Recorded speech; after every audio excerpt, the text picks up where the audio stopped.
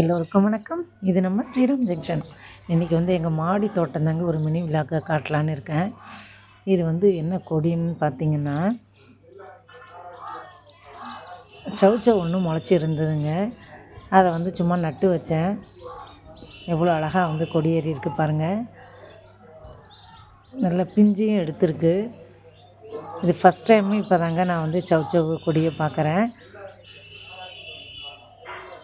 எங்கள் வீட்டு பந்தல் வந்து எப்படி போட்டிருக்கேன் அப்படின்றத பாருங்கள். இதை பார்க்குறவங்களுக்கு யாராவது உங்கள் வீட்லேயும் இந்த மாதிரி ரெடி பண்ணணுன்னு இருந்தால் ஒரு நல்ல ஐடியா கிடைக்கும் இல்லைங்களா? அதனால தான் வீடியோவில் காட்டுறேன். இந்த சௌச்சௌ செடியோட பூ பாருங்களேன், எவ்வளோ ஒரு வித்தியாசமாக இருக்குது பாருங்களேன்.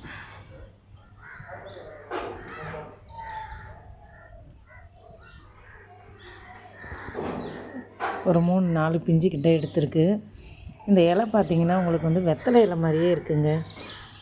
இது வந்து சொரக்கான்னு சொல்லி நட்டேன். அது 2-3 விதை சேர்ந்த மாதிரி நட்டதுனால அது என்ன இது வந்து முளைச்சிருக்குன்னு தெரியல. நான் இது வந்து சொரக்காயும் போட்டது கிடையாது. இது ஃபஸ்ட் டைம் நட்டதுனால இந்த பூவும் வித்தியாசமாக இருக்குது.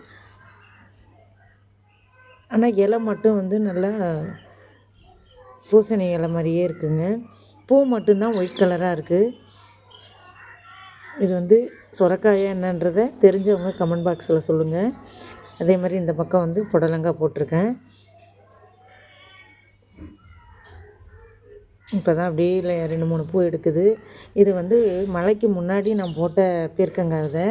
அந்த கொடி வந்து நல்லா ஏறி அழுகி போச்சுங்க. இப்போ வந்து திரும்பி வெயில் வந்ததுனால அப்படியே கொஞ்சம் லைட்டாக இப்போ தான் தழுத்து பிஞ்சு எடுத்துருக்கு பாருங்கள். நான் இது சரி காஞ்சி போச்சுன்னு நினச்சி திரும்பி 2 விதை போட்டேன். இங்கே பாருங்கள், இது வந்து இந்த அதாவது என்ன சொல்கிறது, வெள்ளரிக்காய் வந்து சும்மா ஒரு 10 விதை மட்டும்தான் போட்டேன். எவ்வளோ சின்ன செடி, அதில் வந்து எவ்வளோ காய் இருக்குது பாருங்கள். இதில் ஒரு காய் நான் வந்து பறித்து வச்சுருக்கேன். அதையும் நான் உங்களுக்கு கடைசியில் வீடியோவில் காட்டுறேன். இங்கே பாருங்கள், பறித்து 2 நாள் ஆச்சுங்க. ஃப்ரிட்ஜுக்குள்ளே தான் வச்சுருந்தேன். எவ்வளோ பெரிய காய் காய்ச்சிருக்கு பாருங்கள், இவ்வளோ சின்ன செடியில். இந்த வீடியோ பிடிச்சிருந்தா லைக் பண்ணுங்கள்.